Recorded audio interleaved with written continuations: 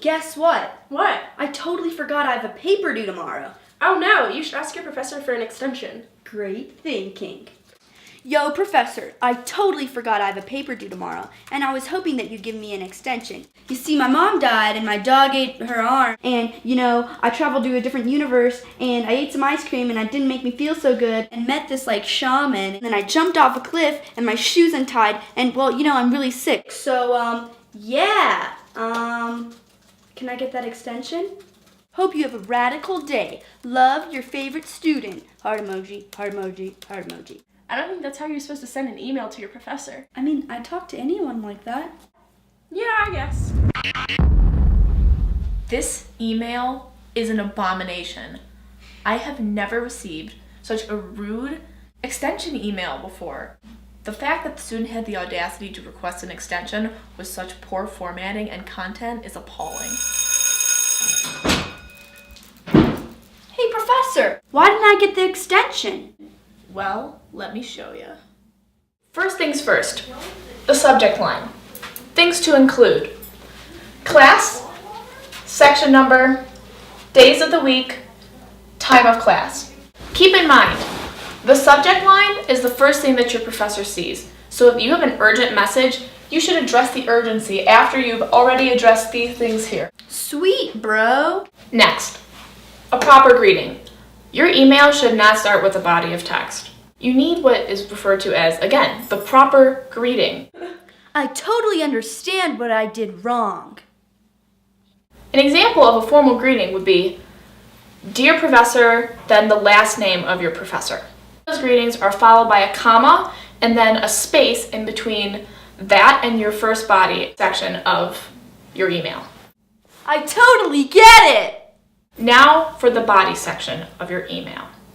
Keep in mind that your professors get tons of emails every day. So if you type out a 5 to 6 paragraph email, your professor's not going to read it. You'll be lucky if they even skim. So be concise in what you're saying. Sweet and short. Awesome! And remember, use appropriate language. You're not speaking to your best friend, your dog, your sister, or your mom. You're speaking to your professor. An important factor when writing the extension email to a professor is to be honest in your body section. Don't lie about why, your dog ate your homework or you jumped off a cliff. Just tell them what's going on. Last but not least, the closing. Similar to the greeting, for the closing, you want to use the appropriate sign-off.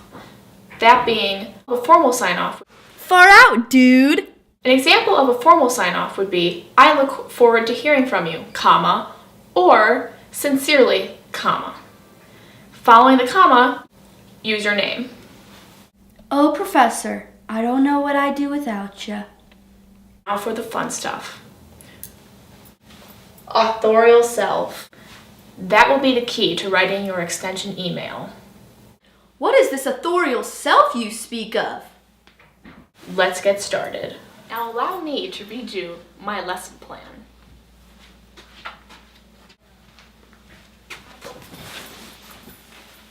Let's begin. The best way to strengthen your authorial self within an email is by using all 3 of the rhetorical appeals / persuasive appeals. Neato! Well, what are those, you may ask? They are essentially functions of rhetoric, the art of persuasion according to the book Knowing Words, used in Writing 1150 at CU Boulder. Such appeals include ethos, logos, and pathos. Ethos is considered an ethical appeal based on character, its focus being to establish and solidify the credibility and reliability of the speaker or writer. When you hear logos, think logic. Logos is the appeal to reason, therefore functioning as a means of making your writing and written message logically persuasive. Oh, okay. Last but not least, pathos. Pathos is the emotional appeal. This may be the trickiest appeal to incorporate into the extension email because of who your audience is, your professor.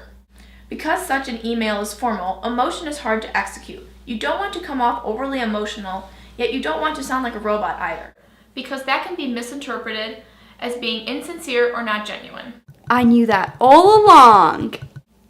When doing any written work or assignment, all writers should be cognizant of the rhetorical/persuasive appeals. But let's put all this together in the rhetorical context of writing an extension email to a professor. Okie dokie, artichoke. The idea of using all three appeals in an extension email may sound daunting already because of the briefness of the emails, but realize oftentimes in your own writing already, these appeals unintentionally manifest in your written work.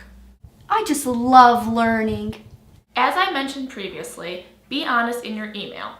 This is one of your Rhetoric tools because honesty is a good sign of character and therefore proves you are credible and what you're trying to persuade is true. Jackpot! Another thing to keep in mind with logos, again touching on honesty, is remember your reason/explanation for requesting the extension should not only be honest, but plausible to the extent that it makes sense and is realistic. Wow. To avoid these dilemmas, choose your word choice wisely and know your audience, meaning include certain details in your body of the email that would make your audience, the professor, sympathize with you and feel what you're feeling. That is all.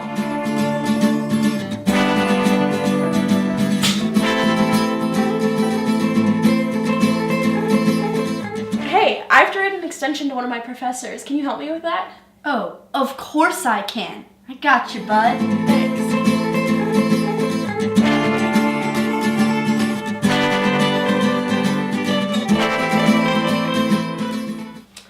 Hey, my professor emailed back.